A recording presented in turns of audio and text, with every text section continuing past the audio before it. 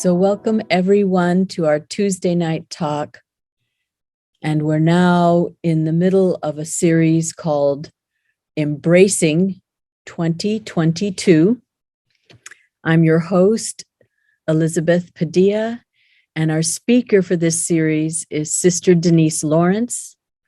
And so tonight's topic is embracing challenge. Yeah, I think everybody has different challenges. And I think there's a challenge of being a caged tiger. Have you got that challenge? Anybody got that? You have. I have. Yeah. You have a lot of energy, a lot of ideas, a lot of, I don't know. I like that volcano that just exploded, that one by Tonga. Of course, it created a lot of trouble for them. But to me, that's a very beautiful symbol of a challenge that you can't embrace. Because you can't really, it's a caldera. We have a caldera in Yellowstone Park, right? And if that one goes, it's a big deal. But a caldera is, I think, like a very interesting symbol of some very important, I think, challenge that's going on. There's this huge energy that is wanting to release itself. Can you feel that?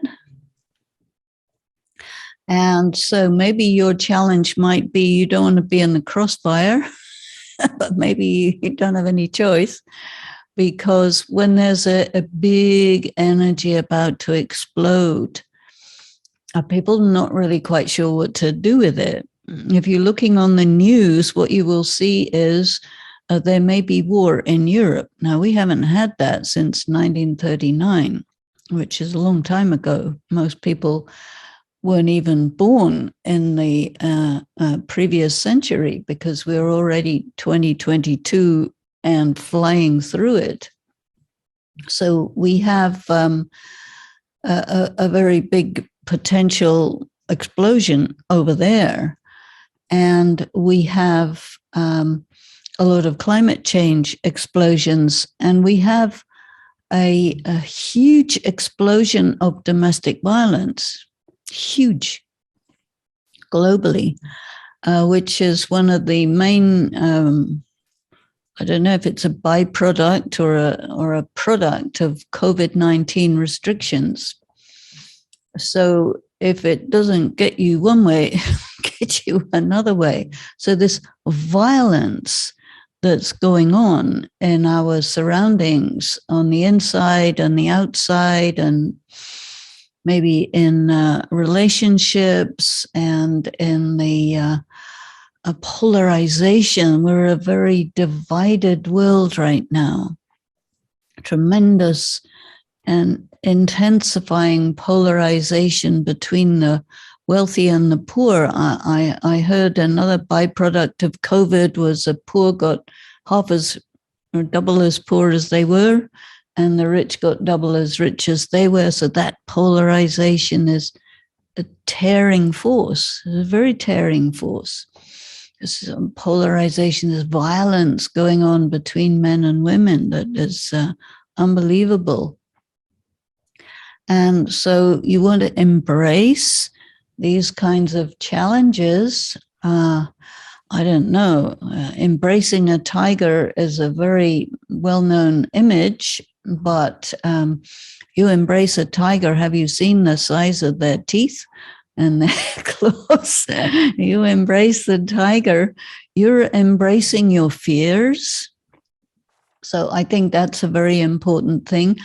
I don't know if most people actually have articulated what their fears are.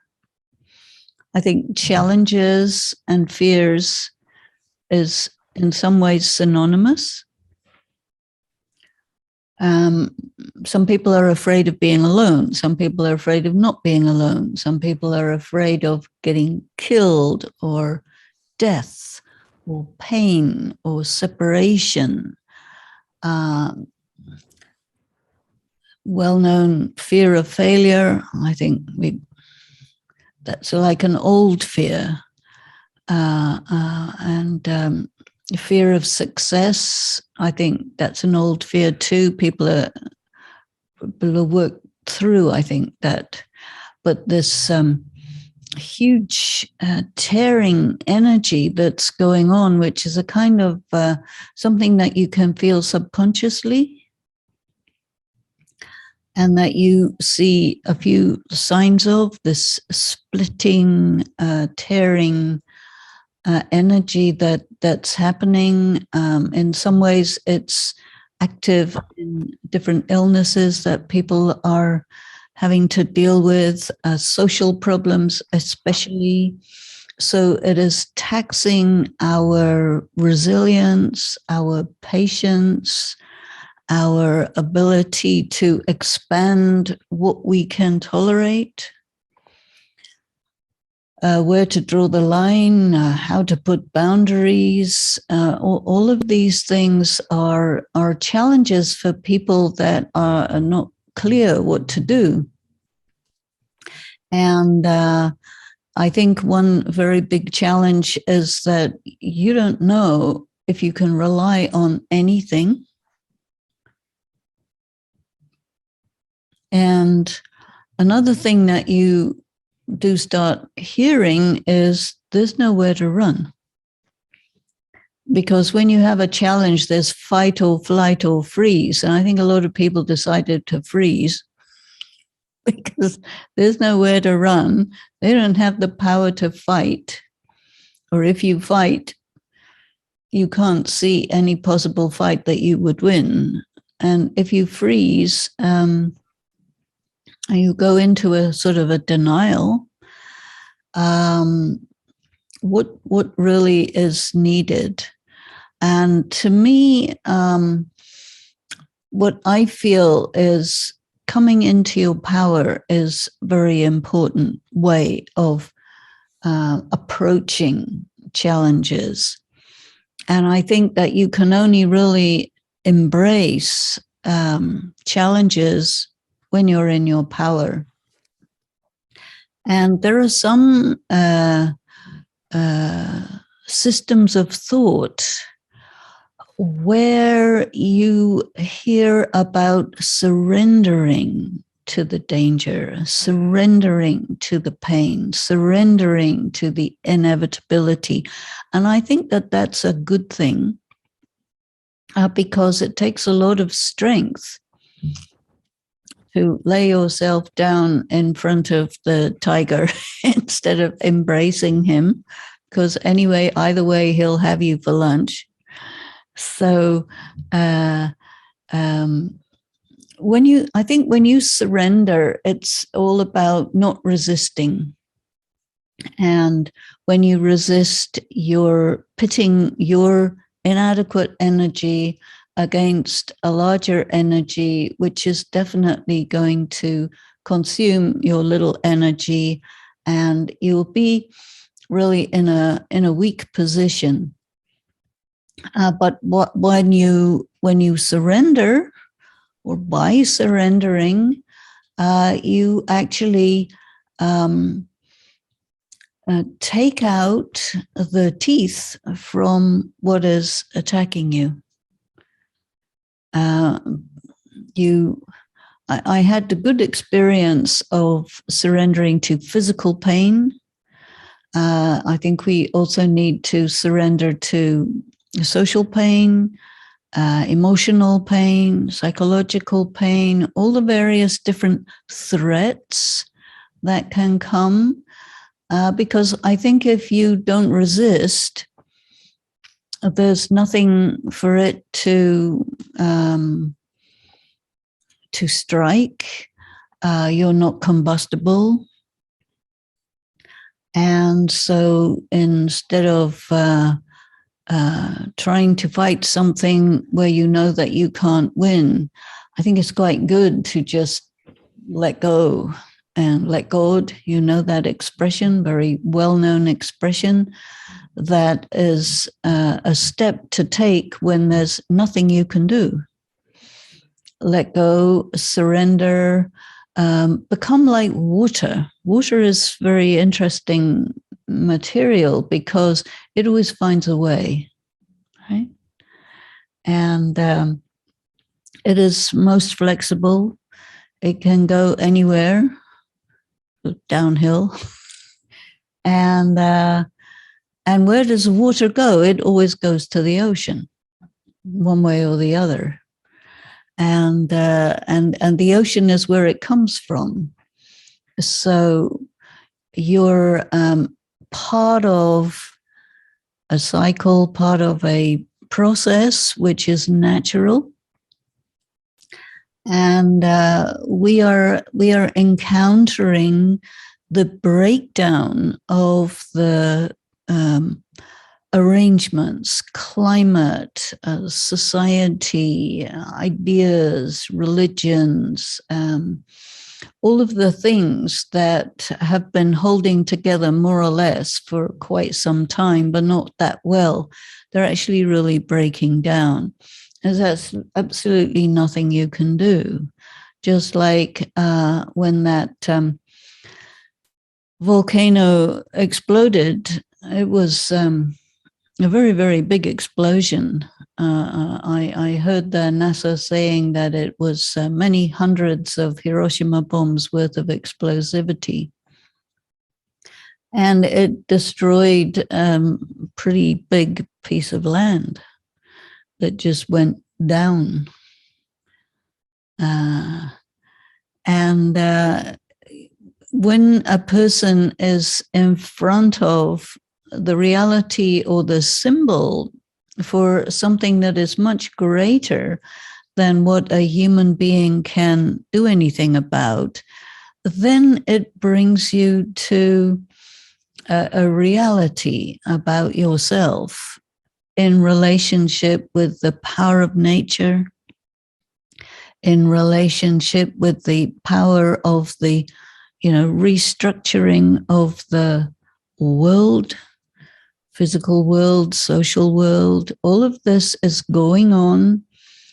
Some people can see it more clearly than other people. Some people are more optimistic than other people. I'm very optimistic because of this sense of I am forever as a spiritual being. The world is forever, and the plan, the divine plan, plays itself out and carries on, and we are part of it, and we have to embrace that. And it is it's like a risk, and I think it's very good when a person is ready to take a risk, because the reality is nothing is predictable, nothing. And so you make a plan, you make a decision, you just try and be safe by doing nothing, and you end up getting nowhere. So I think very much that being willing to take a risk, relatively calculated risk, not reckless, but you have to take a risk. I think when your conscience is really clear and you can see as far as possible the big picture, you get a feeling for what you have to do, and then you go for it. This is better. Thank you. How does anyone develop or grow without facing challenges? I guess I'm wondering, in making this challenge, a natural kind of adventure, how would we go about? Because now I know I'm speaking to the right person, because as long as that I've known you, you've always inspired me in how you are willing to take on challenges. What's important is to keep on reinventing yourself. Mhm. Mhm. And I restarted my life many times. You know, leave one place, go to another. I mean, I have my track, which is on track totally. And that is my interest and commitment to spirituality, but I do not remain on the same level because that is totally boring. I get easily bored. So I need to reinvent how I do my spiritual practice continuously. I'm sure a lot of the time people look at me and say, what is she doing? Where is she? What's going on? Why is she doing this? Does it mean, something negative? No, it doesn't. It's just that it's a very good way to keep everything authentic and fresh and real. And I remember when I started doing talks, I made a commitment. I will not say the same talk twice. And I once went to Disneyland, and there was something called the I don't know, you went in a boat and there was a guy there who would tell jokes all the way through. And then he would say that like 50 times a day, every day for the rest of his life, same joke, same thing. I thought, that is the worst thing that could possibly happen to anybody. You might as well get a robot and he can do it. But a human being, so everything has to be new and fresh. And, I don't like to get into a rut. Because then I start to feel like a caged tiger. And a caged tiger will be nice to whoever gives him something to eat, until he doesn't. And he eats the guy. And I think that I did the same show for 5 years. I did over 1,300 performances. I'm someone who can do tedious tasks, but then I'll find something fresh in the simplicity of it, or even in the complexity of it. But then, of course, after 5 years, I was ready to move on, And then, of course, we have our jobs and our children and our work, or you didn't get tired of journalism. I was constantly causing trouble. That's a good way to keep things fresh, because in the newsroom, it's either really boring or total chaos. So I found the total chaos more suited to my character. I'm quite good at handling chaos and troubleshooting and things like that. But you see, what would happen is, I think I have certain principles which are very important. And one of them is that you have to give people their money's worth. Like if you're performing and they pay good money to see you, you give a good performance. If you are a journalist and you're investigative reporter on TV, you do a good job. Because if you don't give people their money's worth, then you're betraying the social contract. And to me, that's a violation of like your dignity as a human being. You can't do that. You have to be true. You have to be real. You have to respect the people who are on the other end of what you're doing. If you're a teacher and you don't teach your students well, this is like a wrong action. It's a negative karma. And if you're doing something sloppy, why? It's like a disrespect of the human person. And so, like, there's certain principles, and other principle to do with, there's a lot of attention on corruption these days. a lot of documentaries about this type of corruption and that type of corruption, and this one did this and that one did that. People who have banished their conscience from their existence and they act according to what happens to people who banish their conscience. They will damage other human beings for some petty benefit. They think it's okay, you can make $1 million by damaging 1 million people. That's a good idea, right? Very good idea. Haven't understood the philosophy of karma. They're betraying themselves, they're betraying what it means to be a human being. So I have these kind of principles. And obviously you can't do too much about other people, how they function. But your actual own self is your work. You are the architect of your destiny, and you create yourself, and you leave a trail. When you die, you leave a trail of something. And so you have to think about that. Someone said to me once, you must justify your existence. And I said, yeah, that's absolutely right. I must justify my existence.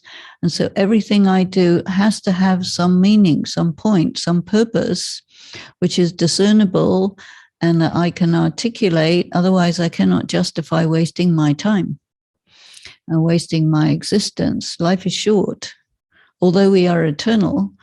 But, everything has to have meaning. You must find a way to put meaning in it. And then, you will get challenges because you may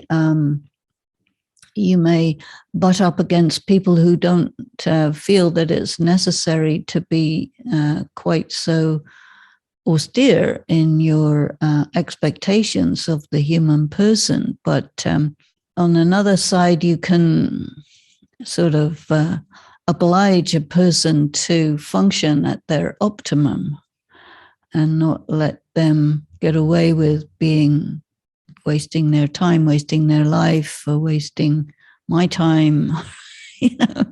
And so somehow I have this feeling within me that pushing for an optimum kind of excellence is a good thing. And of course, it does encourage all sorts of challenges to come, but these are grist for the mill. These are what carry you forward, because you have to find a solution. You have to get through it, and it forces you to grow. How would one develop that spirit of facing a challenge? And some people have battle after battle, or even illnesses that they have to overcome.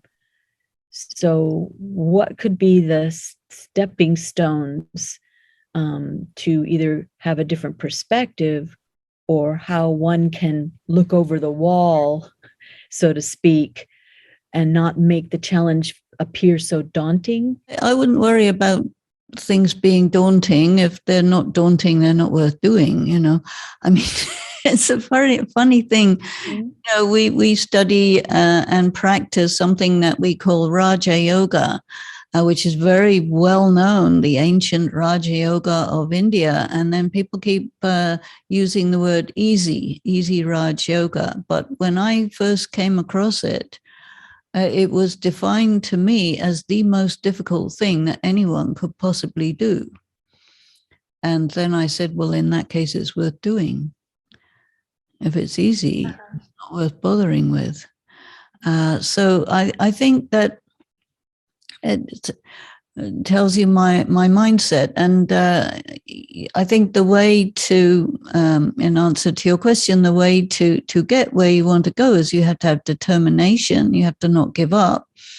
And, I'm not a sprinter. I'm a marathon. I'm in for the long haul. And I am a person who sees the big picture. And if I come into any kind of interaction with people or group or whatever, if you don't give me the big picture, I'm not in. Mm-hmm. I'm not interested. The big picture, and if I stick around, I'll see the big picture, and then I'll see everything what's going on, and then I'll decide my track, and then I do that. So that's me. But I always see the totality.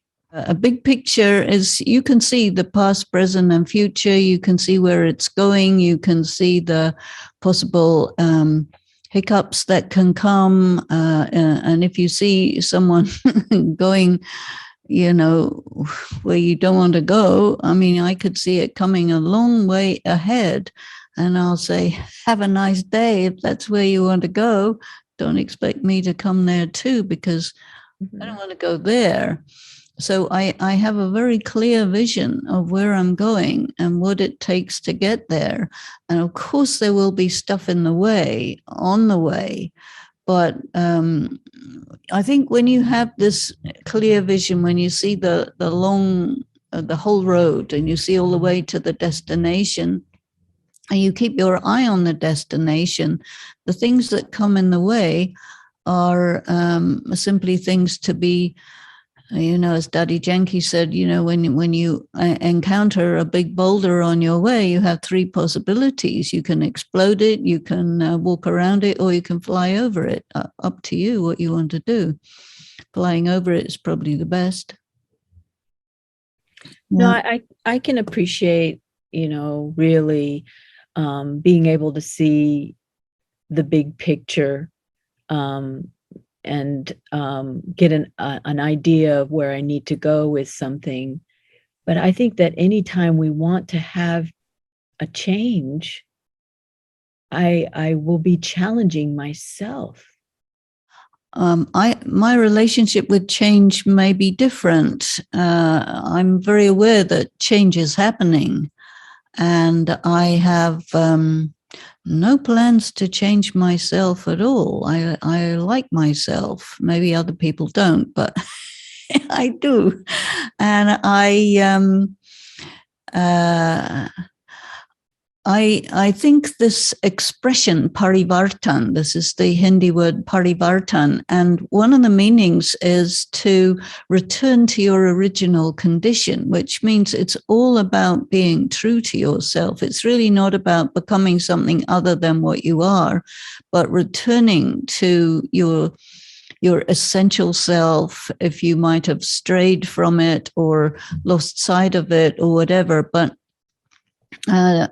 there's a lot of change going on, and change can be destabilizing. And I think when you keep yourself really in contact with yourself and in contact with the destination, which is also your original essence, then you've got this focus around which all hell can break loose, but you're focused on that focal point. And then the disturbances, the changes that are taking place are fine, because you're anchored in that you're returning to your essence. And for me, that is the change that's of interest. But I don't want to change my personality.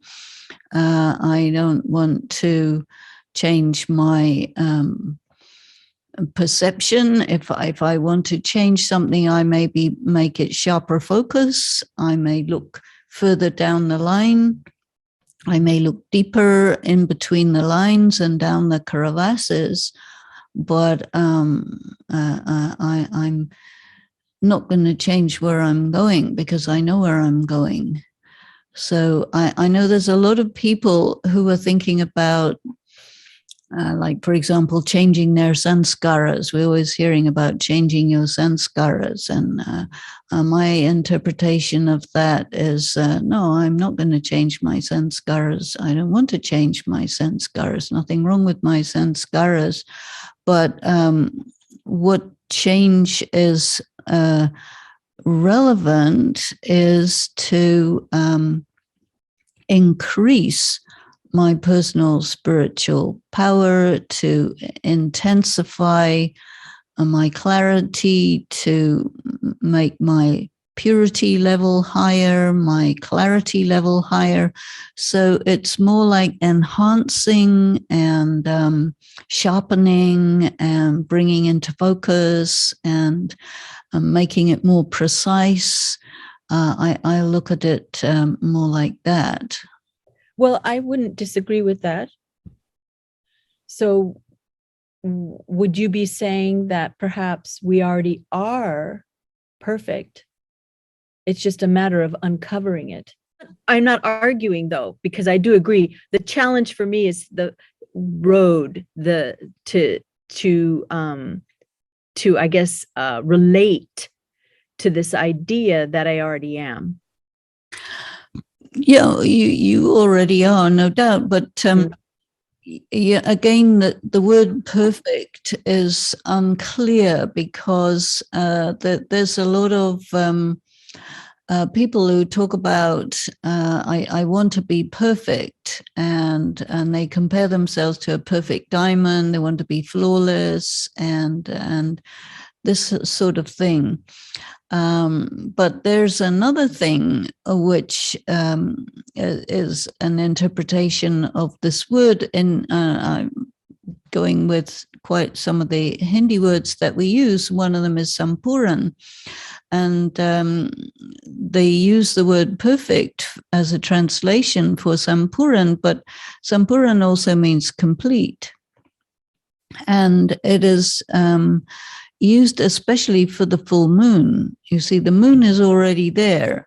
And depending on its phases, you see a different amount of the moon because of its reflecting the light of the sun. And so when the moon is full, that's called Sampuran. That means that you want to be fully reflecting the light of God through you. And that means also that you want to fill yourself to your full capacity with that light, with that power. So this is your focus. That's beautiful. The more you are full, the more you're reflecting that originating light, which is the light of God, or the qualities of God, the virtues of God, you're coming into your full potential, and you're not changing anything. You're taking light, which automatically makes darkness vanish, because darkness is something that isn't there, and light is something that is. You know, people talk about the force of evil and the force of good, and the force of God. And this, what's positive is something that is there, and negative is something that is not there. And when you give power to negativity, you're giving importance to something that's not there, which means you're draining out your energy. So we're really learning about looking at things in a very different way, to see them as they are. And I like that kind of shift of perspective. So a change in terms of getting your focus clear and your precision in what you can perceive. That to me is really interesting, and all the other things fall into place when you focus on that one very important thing. But then there's also these sanskaras of doubting oneself or fear. Let's take a look at this word fear. You know, sometimes a lot of people think, you know, fear is a bad thing, and so you must be fearless and stuff like that. To me, fear is given. You know, anytime some dangerous thing is around, or some fearsome thing is around, you will have a response to it, which is called fear. And so it's like a red flag which waves at you and says, hey, you have to do something here. You got to make a decision. You got to make a choice because there's some danger, and you have a very small amount of time in which to handle this. So you have options. And whatever you choose is an indicator of what kind of person you are. I mentioned earlier about fight or flight or freeze. These are the usual responses to this kind of fearsome challenge. And then you have to see whether those are the only options. Facing it, then that's another way of looking at it is courage. You see, you have the heart for it. I know some people, or one person in particular, who doesn't have any fear, and this person also doesn't have any morals. That's not a good idea.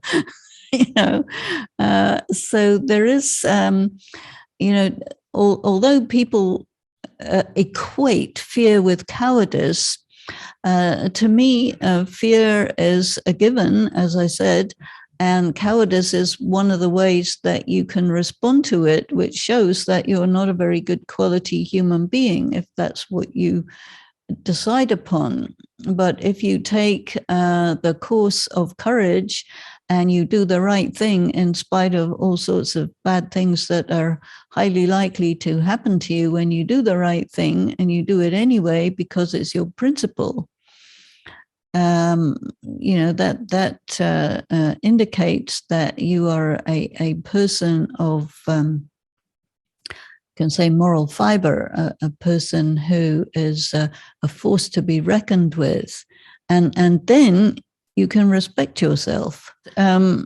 Another way to look at it is that circumstances and the impact of people has been to split yourself off from yourself, and you have to grab all yourselves, all the different fragments of yourself back and hold them and assert them. And this is called your integrity.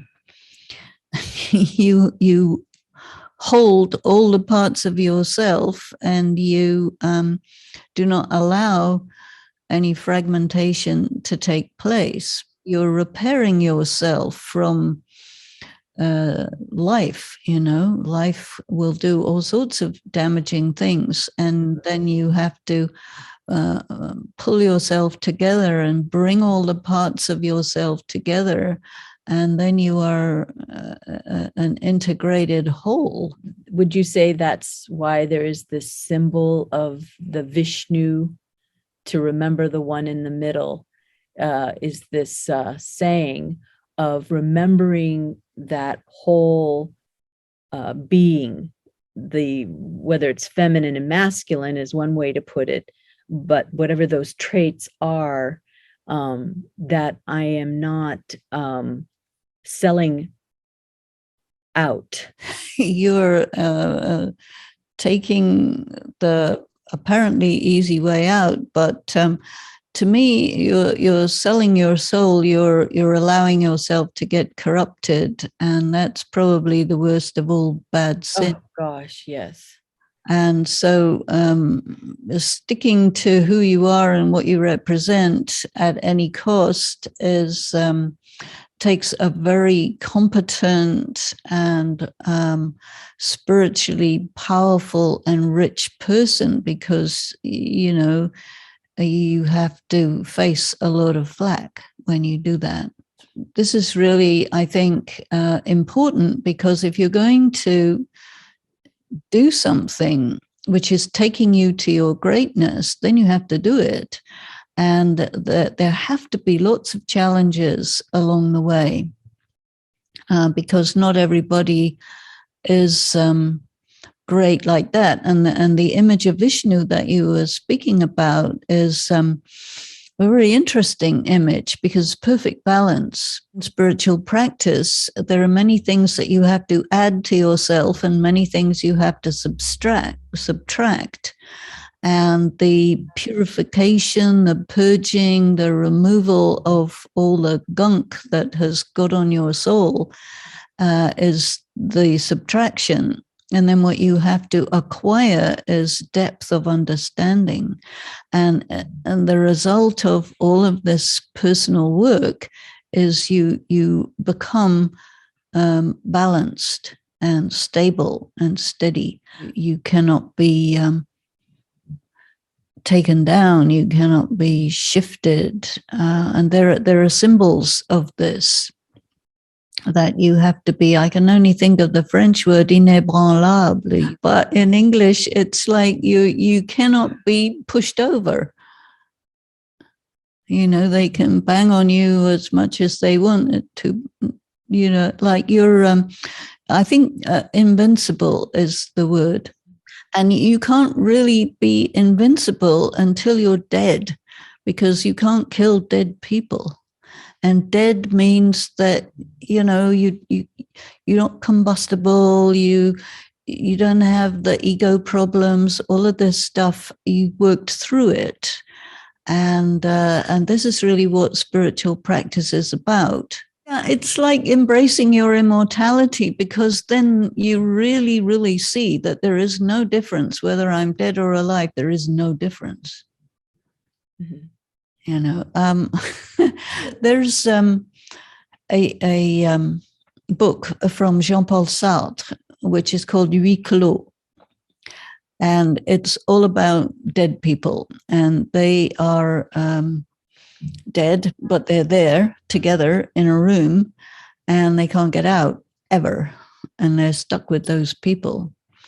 And his conclusion is hell is other people, because you have to deal with these other people with whom you are not in harmony. An idea in spiritual practice, because the first principle of spiritual practice is to consider yourself to be a disembodied soul who then embodies yourself. So your sense of self, whether you're with the body or not with the body, it's the same self. And so dead or alive is the same. And physical death or ego death is the same. And so a person who's dead is a person who's been through these challenges, internal challenges, to a point where they get it. What am I? Who am I? And then you become who you are instead of being who you're not.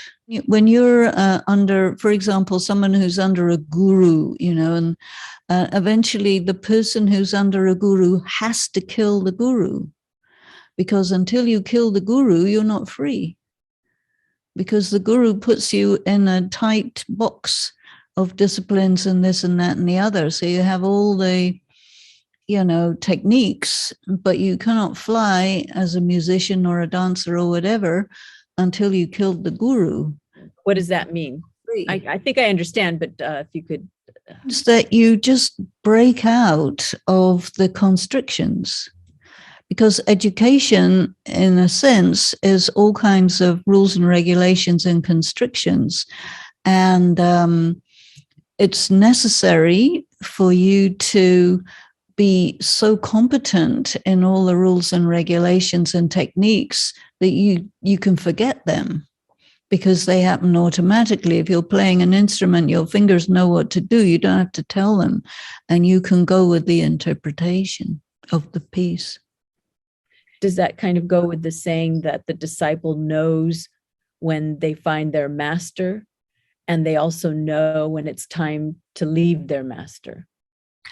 Well, leaving the master is one thing. Killing the master is something else. And what's that? You have to use your imagination.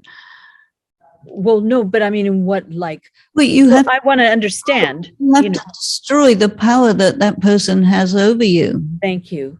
Okay. Thank you. Otherwise, you're not free. No. You see, it's very rare for a person to give all the juice to the person you're teaching. But if you're God, you do. You give everything and you run away and watch the machinery play out. Because if you're God, you don't lose anything by that, because you don't have any ego. But, if you want to be that much free, you have to feel so comfortable in yourself that you can give everything and know that you don't lose anything by giving everything. You have to get to a point where you break out of that power Mhm. that guru has over you to Mhm. give you the boot and reel you in. That's still an enclosure, you know. The big tiger in a little cage that's not going to fly. You have to take out your cage. The ideal here that I think we're sharing is that a good mentor knows that the disciple sooner or later has to stand on its own 2 feet. Yeah, I mean, you know, any parent has to let go of their children. A teacher has to let go of their students. It's normal. You must do that. If I am resisting a learning, it just keeps repeating. If in this arena it happens, and then in the next arena I'll be doing the same battling, and I'll get, okay, wait a minute, why is this still happening?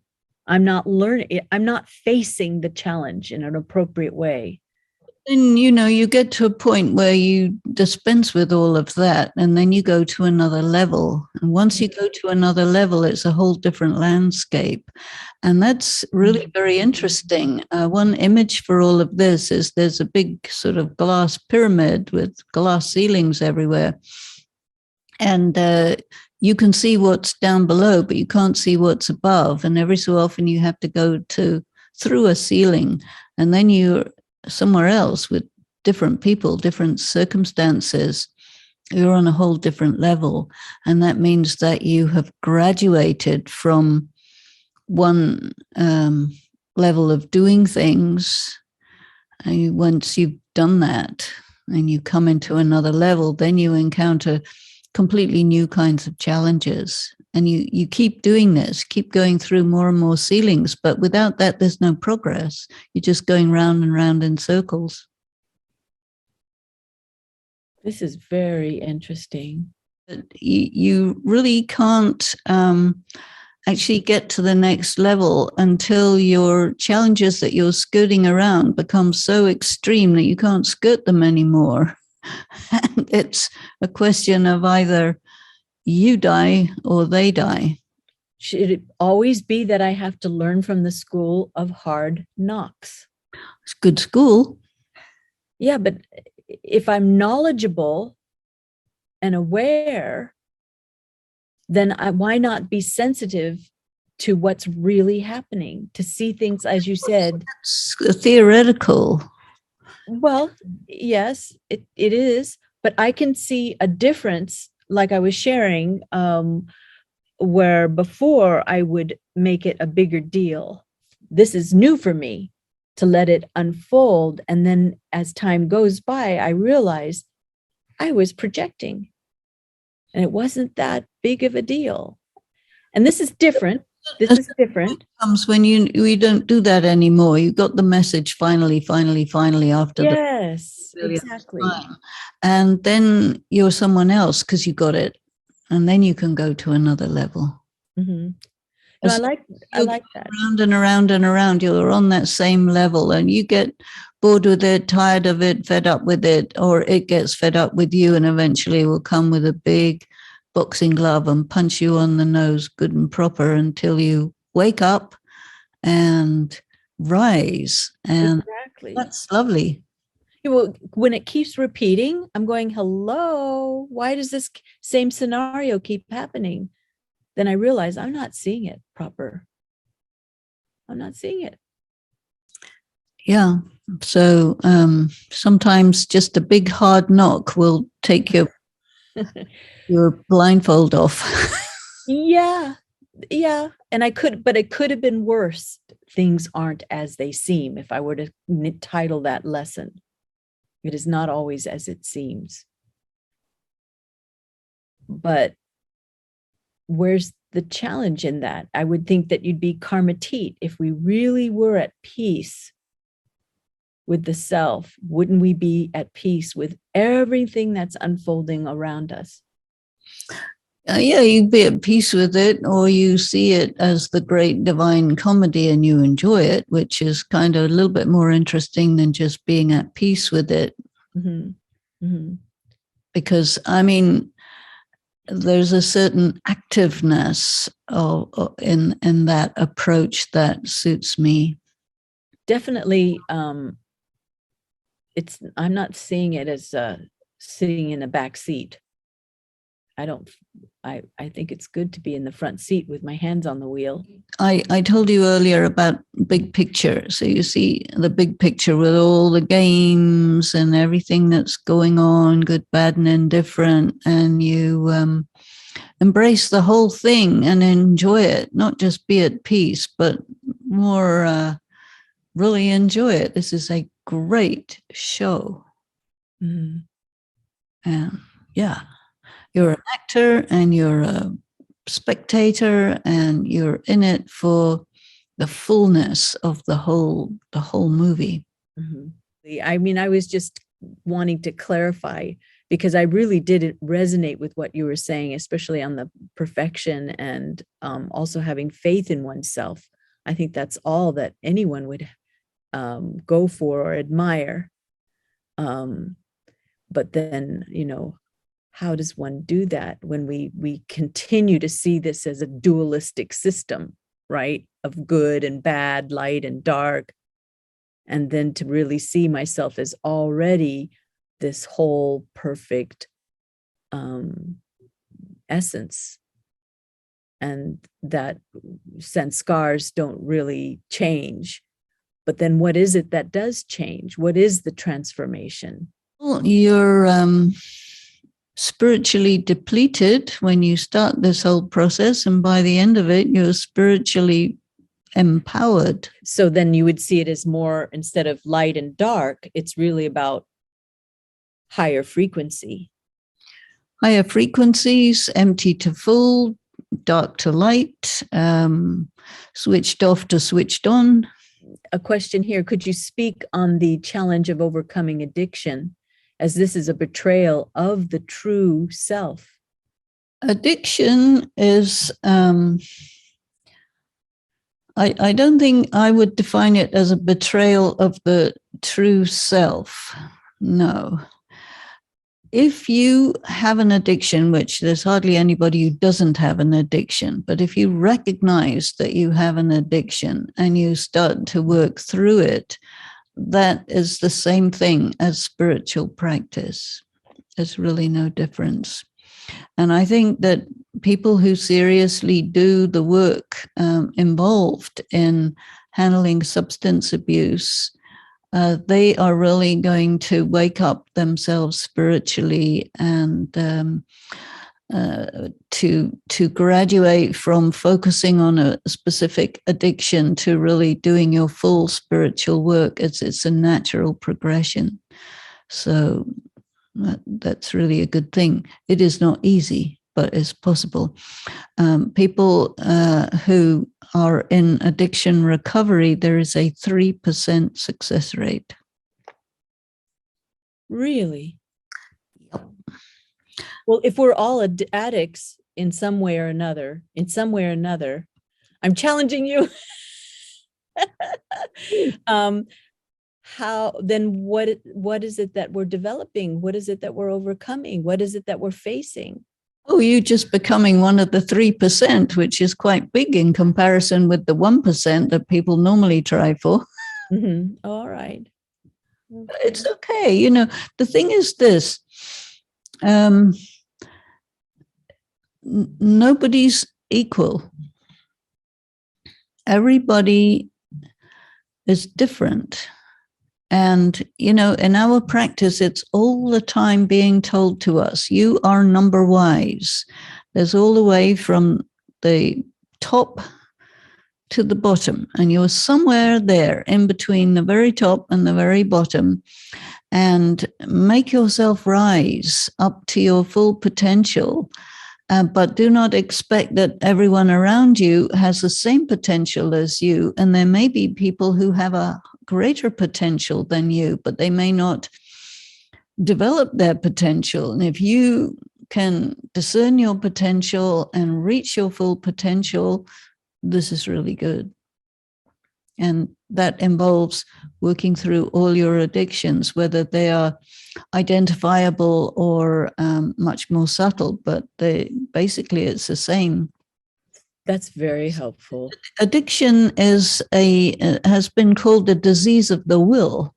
so your will gets eroded by you giving away your power and allowing other people to constrict you and diminish you, and so you will react against that. And when you come into your power and you reclaim your intelligence, you reclaim your integrity, and you fill yourself with the light and power from God,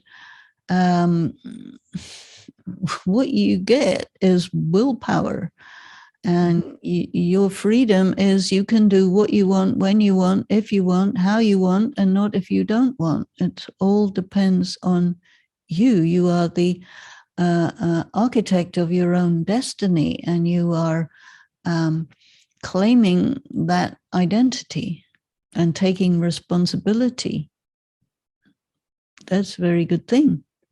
That is a worthy challenge, because what the beauty is that you say these provocative statements, which are great because it allows us to think about these things. And then it's not the same ho-hum, nice talk about facing challenges. Wait a minute here. Well, I certainly feel this conversation has opened up some wonderful new perspectives for us. You talked about surrendering, right? So when to surrender, how to surrender without becoming victim? You see, when you're not surrendering, you're a victim. Take, for example, death. Death comes along and eats you. You know, in India, they say death will eat you. Or in our English-speaking culture, they say death will consume you, right? And that's when it takes you, and you're a victim. But if you are ready to die, then you're not a victim. You've surrendered to it, you've accepted it, but it has no power over you, so you're not a victim, you see. Pain is another one. People resist pain. They take pain medication. They tighten up against pain. Their blood pressure goes up. All sorts of things happen. But when you surrender to pain, it has no power over you. It will leave you. You surrender to the consequences of your correct action. Sometimes you have to take correct action, and it will cost you everything, and you accept the cost. You're not a victim. You see the difference? Yeah, it's a choice. It's a kind of sacred suicide, and it's always said suicide is a great sin. And some people call suicide a cowardly act because you will suicide rather than face the music. But there's another kind of suicide which is also exists, a sacred suicide, where I think like people who die for their country or something like this, it's called a sacred suicide. You will lay down your life for something higher, because the principle is so high that it must be honored. Could it also be equated with like ego death of some kind? I think that until you have had an ego death, you cannot do this kind of suicide. There's very few people can do that. But, you know, like I said, the recovery rate for people who are in recovery for addiction is 3%. So, and then you hear about others, you know, who really strive for something very high, 1% or 0.00 something 1, you know, to strive for excellence with all the various different elements as part of that excellence is is something that a few people do achieve, but it's not everybody will achieve that. It's not, it's your right to go for it, but it's not automatically that you will achieve it. It depends on your capability and your application of all the methods and so on, and your expertise, and many, many things are involved. Dedication, determination, so many things are there to reach the goal. Well, thank you so much. So would you mind closing with a meditation for us? Well, thank you very much, Elizabeth. And let us take a moment to turn within, go deep inside.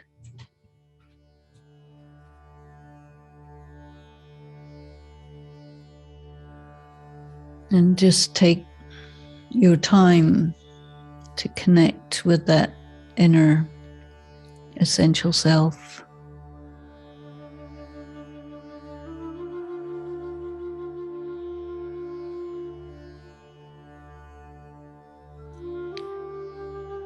Let go of your tensions,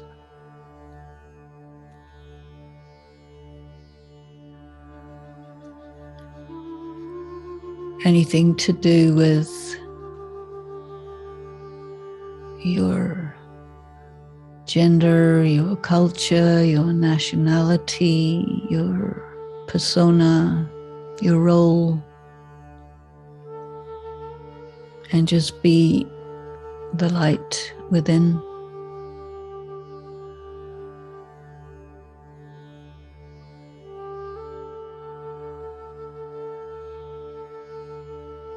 Conscious of your honor as a spiritual being of substance.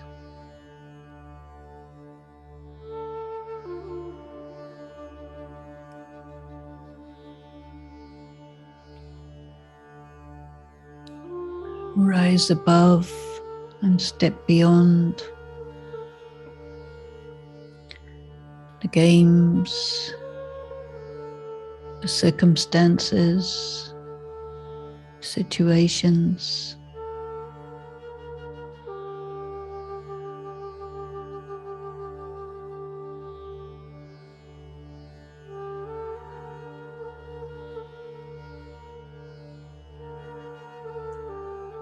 The energy of your mind is turned upon itself.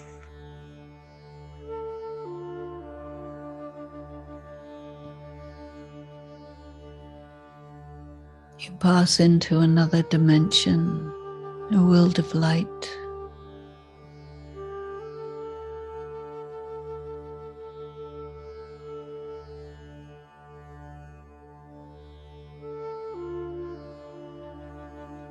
You're aware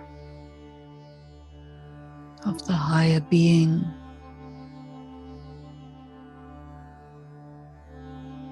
the supreme soul,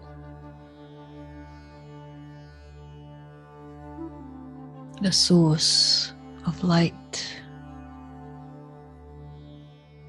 love,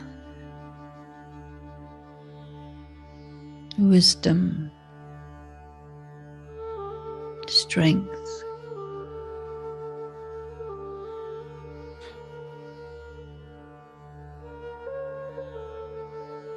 And you surrender to that.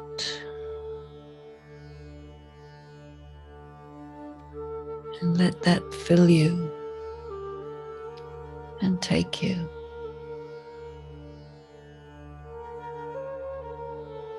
You become one with that one.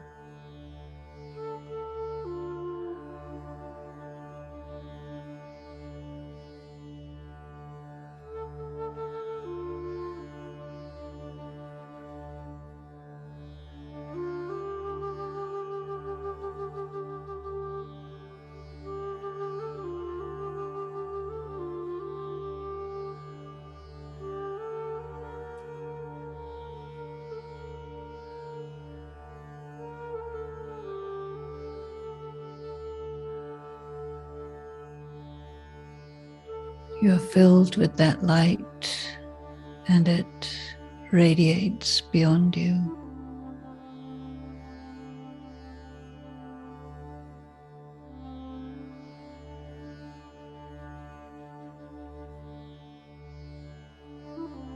You're stable and steady.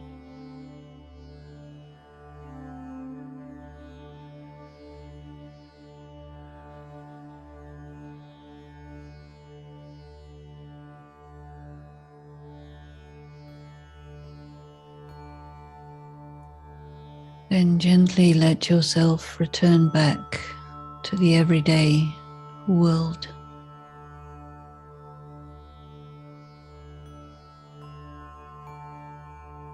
But do not be far from that space. Go there again and again.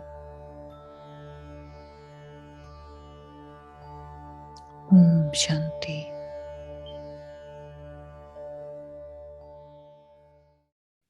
Om Shanti. Thank you, everyone. Om Shanti.